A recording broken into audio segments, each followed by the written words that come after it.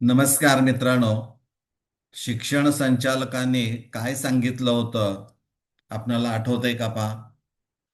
जूनच्या दुसऱ्या आठवड्यात 12वी ऑनलाईन प्रवेशाचं पोर्टल सुरू होईल असं ते म्हणाले होते.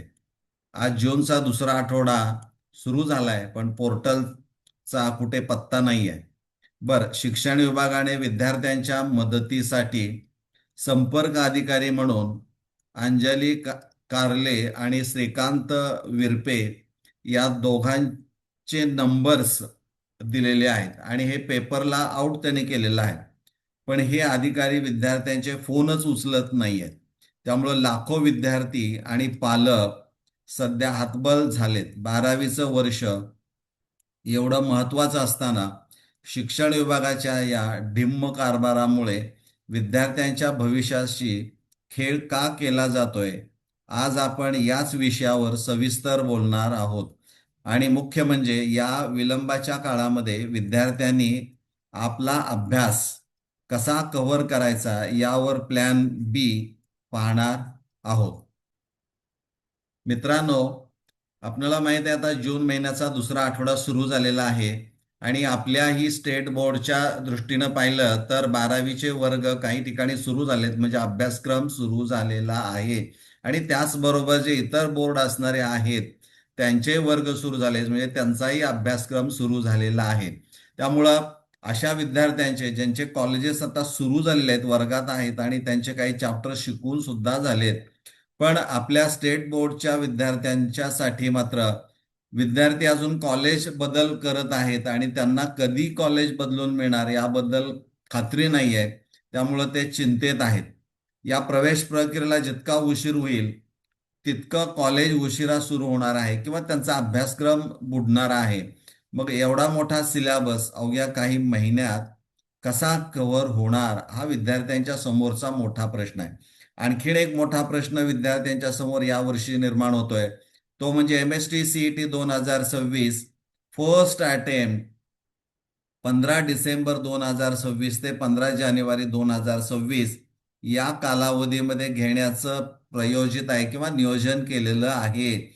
आणि या दरम्यान जर झाली आणि या 12वीच्या मुलांना आणखीन प्रवेश कधी मिळणार, कॉलेज आमचं कधी सुरू होणार यावरच जर त्यांचे प्रश्न असतील तर त्यांच्या अभ्यासक्रमाचं काय व्हायचं? त्यामुळे शिक्षण विभागाला याचं काही गांभीर्य नाही का असा प्रश्न उपस्थित होतो. जर तुमची तांत्रिक पूर्वतयारी नव्हती तर विद्यार्थ्यांना जूनच्या दुसऱ्या आठवड्याची खोटी डेडलाईन का दिली, असं विद्यार्थी आता आणि पालक प्रश्न विचारताना दिसत आहेत. असं नाही की संपर्क अधिकाऱ्यांनी फोन उचललाय आणि शंकांचं निरसन केलंय, पण तसं नाही. फोन उचलून विद्यार्थ्यांचे शंका निरसन करायला अधिकाऱ्यांकडे वेळ का नाही? मी स्वतः आज दिवसभरामध्ये या दोन्ही संपर्क अधिकाऱ्यांना फोन करतोय. त्यातला एक फोन हा तात्पुरता बंद ठेवण्यात आलेला आहे असं म्हटलं जातं आणि दुसरा फोन हा रिंग होतो परंतु उचलला जात नाही. त्यामुळं मी दिवसभर प्रयत्न करतोय. विद्यार्थी मित्रांनो, तुम्हाला या ठिकाणी दिसेल की बाबा फोन केलेत की नाहीत आणि तुम्हाला त्यांचे नंबर इथं मी देतोय की जेणेकरून तुम्ही सुद्धा त्यांना फोन करून विचारू शकता किंवा कधीतरी ते फोन उचलतील. खरं एकदा की ते फोन नंबर ज्यावेळी ते पब्लिक होतात म्हणजे जाहीर होतात त्या दिवसापासून कोणत्याही परिस्थितीमध्ये त्यांचे फोन बंद होता कामा नयेत. खरं त्या अधिकाऱ्यांना सुद्धा ते कळायला पाहिजे, त्यांची ती जबाबदारी आहे की फोन एकदा पब्लिक केला की तो कुणीही करू शकतो. तुम्हाला विचारायचं आहे, शंका विचारायच्या आहेत, त्या विद्यार्थ्यांना पालकांना संपर्क त्या अनुषंगाने करायचा आहे म्हणून तर तुमचे नंबर पब्लिक केलेत. आणि तेच जर फोन तुम्ही बंद ठेवत असाल तर मग मात्र विद्यार्थ्यांनी कुणाकडे पाहायचं आणि त्यांना कधी कळणार हे पोर्टल सुरू होण्याच्या अनुषंगाने माहिती कोण देणार? ऑनलाईन पोर्टल सुरू व्हायला आणखीन किती दिवस लागणार याचं स्पष्ट उत्तर या विद्यार्थ्यांना कधी मिळणार याचा एक प्रश्न इथं उपस्थित होतोय. आता विद्यार्थ्यांच्यासाठी जो प्लॅन बी असणारा आहे तो आपण इथं विचारात घेतोय. तुम्हाला आता माहित आहे की प्रशासन जे असणार आहे त्यांचं काम वेळेवर करत नाही आहे हे आपल्याला जाणवलेलं आहे.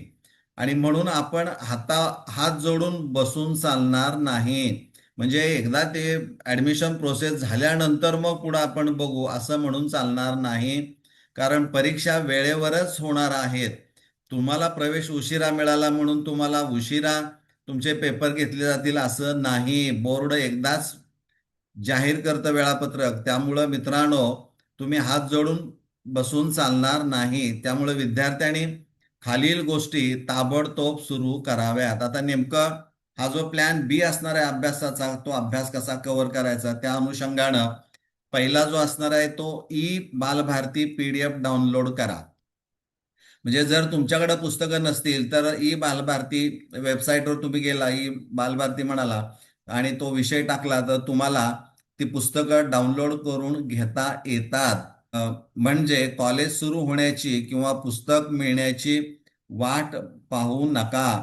ई बालभारतीच्या वेबसाईटवर जाऊन तुमच्या विषयांची पुस्तकं पीडीएफ स्वरूपामध्ये मोबाईलवरून डाउनलोड करा आणि वाचायला सुरुवात करा. म्हणजे वाचन सुरू ठेवणं खूप महत्वाचं असणार आहे. त्यानंतर सध्या आपण पाहतो की युट्यूबवर अनेक युट्यूबर्स हे विषयाच्या अनुषंगानं मोफत मार्गदर्शन करत असतात. आता त्यातला नेमका कोणता चांगला काय हे आपण पाहणं देखील गरजेचं असणार आहे.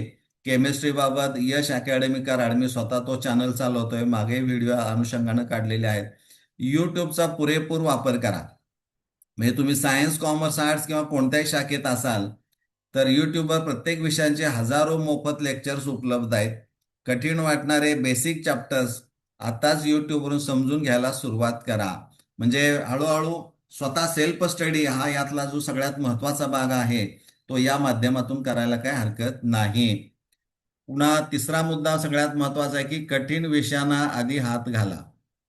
म्हणजे मॅथ्स आहे, अकाउंट्स, फिजिक्स, केमिस्ट्री यासारखे विषय जे आहेत की जे नंतर डोक्यावरून जातात त्यांचे बेसिक कन्सेप्ट या रिकाम्या वेळेमध्ये क्लिअर करून ठेवायला काय हरकत नाही. शेवटी असं आहे, मला काय कळत नाही म्हणण्यापेक्षा मी काय वाचतोय आणि मला त्यातनं काय अर्थ काढता येतो का हे पाहणं देखील गरजेचं आहे.